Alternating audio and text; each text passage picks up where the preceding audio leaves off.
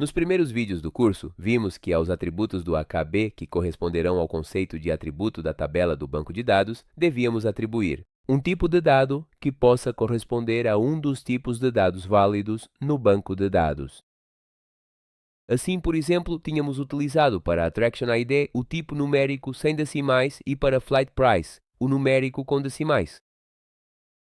Para a atração nome, o bar chart é o mais adequado, e para a localização do assento de voo, o tipo de caractere, para este campo específico, o formato de data, e para este outro campo, a representação de imagem. Poderíamos, de fato, utilizá-los assim diretamente, sem qualquer alteração, ou então definir domínios personalizados com esse tipo de dados, de forma mais organizada e eficiente. Também podíamos utilizar os domínios predefinidos no GNexus se, ao posicionarmos sobre um atributo, abrirmos o combo para escolher seu tipo de dado, vemos todos os tipos básicos que já utilizamos e outros que ainda não utilizamos até o momento. E, além disso, vemos os domínios do AKB que podem ser atribuídos a atributos, em particular aqueles que nós mesmos definimos. O que acontece no caso das variáveis definidas dentro de um objeto?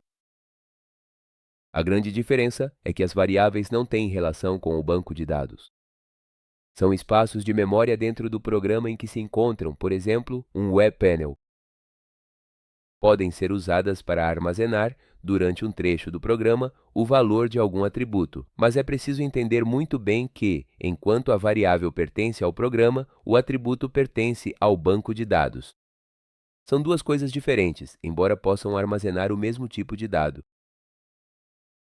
Assim, se abrirmos o combo que nos permite selecionar o tipo de dados de uma variável, vemos os mesmos tipos de dados básicos que os atributos podem ter, mas, além disso, há outros. Em particular, repare nesta categoria, Structured Data Types, tipos de dados estruturados. Estruturados se opõe a básicos. Lembremos que, alguns vídeos atrás, introduzimos o objeto WebPanel e vimos como podíamos carregar um grid manualmente, definindo variáveis, que iríamos colocar como colunas do grid e às quais dávamos valor. No evento load, para depois, com o comando load, carregar uma linha no grid. Essas quatro variáveis são independentes umas das outras. O único que as agrupa é que as colocamos todas dentro do grid. É quando decidimos carregá-las a partir do banco de dados. Conceitualmente, elas estão relacionadas, porque se trata de certas informações das atrações turísticas. Ou seja, essas quatro variáveis que temos soltas, independentes umas das outras, na verdade devem ser pensadas em conjunto, por isso poderíamos ter uma única variável, por exemplo, com este nome, cujo tipo de dado corresponde a uma estrutura, com cada uma das variáveis individuais como membros dessa estrutura. E então utilizamos a variável como um todo, e para acessar cada parte, ou seja, cada membro, basta especificá-lo usando o ponto seguido do nome do membro. Assim, o membro ID será nomeado como &attractioninfo.ii, o membro name como &attractioninfo.name, e assim sucessivamente para cada membro. Em resumo, temos uma única variável que está estruturada em membros, cada um com seu nome e tipo de dado. A esse tipo de dado chamamos de estruturado. Devemos criá-lo na KB, dando-lhe um nome para depois poder indicar a qualquer variável que seu tipo de dado seja esse. A forma de criar um tipo de dado estruturado será através de um objeto GNexus dessa categoria. Resumindo, o tipo de dado estruturado representará informações que manipularemos em conjunto. Não precisa necessariamente corresponder aos dados do banco de dados. No exemplo que estamos utilizando, nós o construímos para esse fim, mas trata-se de um caso particular. Além disso, no nosso caso, alguns membros serão preenchidos com valores de atributos do banco de dados e um deles não. Vamos ver isso. Suponhamos que a informação que queremos manipular em conjunto seja esta: ID, nome, país, cidade. e a quantidade de voos que chegam a aeroportos dessa cidade. Poderíamos definir um SDT com essa estrutura. Neste caso, claramente o concebemos para utilizá-lo como uma forma de manter em memória informações de atrações do banco de dados. Mas observemos que o último membro não corresponde a nenhum atributo do AKB. Então, criaremos em nosso AKB um objeto SDT com esse nome, composto por esses 5 membros, cada um com esses tipos de dados. O primeiro é do domínio ID, os 3 seguintes do domínio name e o último de tipo de dado básico, numérico. Como tipos de dados de cada membro, pode-se escolher qualquer tipo de dado que seja válido para uma variável. Uma vez criado o SDT na KB, ele poderá ser utilizado como o tipo de dado de qualquer variável em qualquer objeto da KB, por exemplo, WebPanel. Assim, se definirmos uma variável, qualquer uma, podemos escolher como tipo de dado um SDT. Vemos que há muitos pré-definidos na KB e no final encontraremos o que acabamos de criar. Sempre podemos dar o mesmo nome a uma variável e ao seu tipo de dado. Como já mencionamos, para acessar cada membro da variável, utiliza-se o nome da variável, ponto, nome do membro. Criaremos um objeto SDT. Procuramos por isso dentro desta categoria. E é aí que encontraremos esse objeto. Vamos chamá-lo de Attraction Info. Vamos definir sua estrutura da seguinte forma: EUIA, do tipo o ID do domínio. Nome do tipo, o nome do domínio. País do tipo, o nome de domínio. Cidade. Também do tipo nome, e sinaliza chegadas do tipo numérico para armazenar o número de voos diferentes que chegam à cidade da atração. Salvamos. Vemos que o editor de estrutura é muito parecido com o de uma transação, exceto que aqui, por exemplo, claramente não há identificadores de nada, nem chaves de nenhum tipo. A única hierarquia é o LCDT, que agrupa todos esses campos, mas não há nenhuma diferença entre eles, todos são membros do SDT. Também podemos ver que poderíamos ter definido a estrutura não neste editor gráfico, mas sim na aba Source. Observemos que aqui também a sintaxe é muito parecida com a da transação. Claro, também poderíamos ter solicitado ao Nexa que criasse o SDT para nós. Agora vamos criar um web panel chamado showAttraction. Na seção variáveis, definimos uma variável chamada attraction.info e vemos que, por padrão, ela recebe o tipo AttractionInfo. Ou seja, o tipo de dado é o SDT que acabamos de criar com esse nome.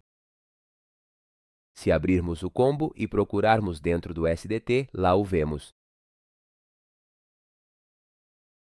Agora, no Layout Web, arrastamos esse controle da Toolbox e, ao escolhermos a variável que acabamos de criar, o GNexus nos pede para selecionar quais membros exibir. Com a tecla Ctrl pressionada, selecionamos o ID, Name, Country e Flags Arrivals. Vemos que foram inseridos 4 campos do tipo Edit. Se analisarmos cada campo observando o nome do controle, veremos que ele era composto pelo prefixo CTL, que vem de Control, controle, seguido pelo nome do membro. Mas também vemos aqui o nome da variável indicada, e o nome do membro é aquele que aparece na propriedade. Especificador de campo. Isso indica que o controle de edição deve refletir o valor do membro ID da variável AttractionInfo. Se executarmos agora, vemos os campos vazios. Isso acontece porque o WebPanel tem a variável definida, mas não atribuímos nenhum valor a ela.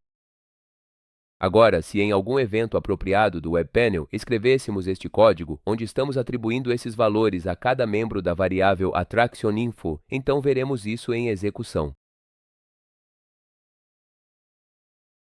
Em outro vídeo, já trabalhamos com WebPanels usando um grid. E vimos que lá tínhamos esses 3 eventos do sistema, mas depois, quando usamos o evento load para carregar as linhas do grid, nós o especializamos utilizando o evento load do grid e não o load genérico. Um Web Panel pode ter em seu layout tanto controles simples quanto grids alternados. Para cobrir todos os casos, o Web Panel possui o evento do sistema, o evento Start do sistema, que é executado somente quando o Web Panel é executado pela primeira vez, não quando ele é atualizado, e depois o evento Refresh, que será executado toda vez que houver um refresh. E então, se o Web Panel tiver no máximo um grid, será executado o evento Load, tanto o genérico, que corresponderá igualmente ao grid, quanto o específico.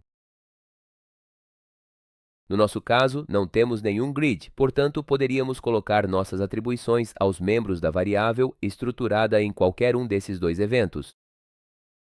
A diferença será se queremos que, toda vez que houver um refresh, o código seja executado novamente, ou se queremos que ele seja executado apenas quando o Web Panel for aberto e nunca mais. Vamos à seção de eventos do Source e vemos que quando queremos inserir, digitando a palavra Event, já nos oferece os genéricos possíveis. Vamos escolher o Refresh. E agora, com o Ampersand, ele nos mostra as variáveis definidas neste Web Panel. Escolhemos a estruturada Attraction Info e então, pressionando o ponto. Nesta outra janela, aparecem tanto os membros do SDT quanto alguns métodos que poderão ser aplicados a ele, e sobre os quais falaremos em outro vídeo. Comecemos escolhendo o membro ID ao qual atribuímos o valor 99. Depois, ao membro de Attraction Info, Name, atribuímos este valor. Para Country, o valor France. Para City, o valor Paris. E para Flight Arrivals, o valor 50. Assim fica o evento Refresh. Vamos executar. Vemos os campos com os valores que esperávamos. O evento Refresh carregou todos os membros da variável AttractionInfo, e quando esse evento é executado um instante antes de desenhar a tela, é que veremos em execução os valores dos membros que foram colocados no layout. Vemos que City não foi colocado, mas o valor está carregado na variável para qualquer coisa que quisermos fazer com ele dentro do programa. Para quem ficou curioso, diremos que se o Web Panel tem no máximo um grid, o evento load genérico é idêntico ao evento load do grid. Pode-se usar um, o outro ou ambos indistintamente. Por outro lado, se houver mais de um grid, então o load genérico desaparece porque não se saberia a qual grid associá-lo e só pode ser utilizado o load específico de cada grid. Vamos voltar à nossa implementação.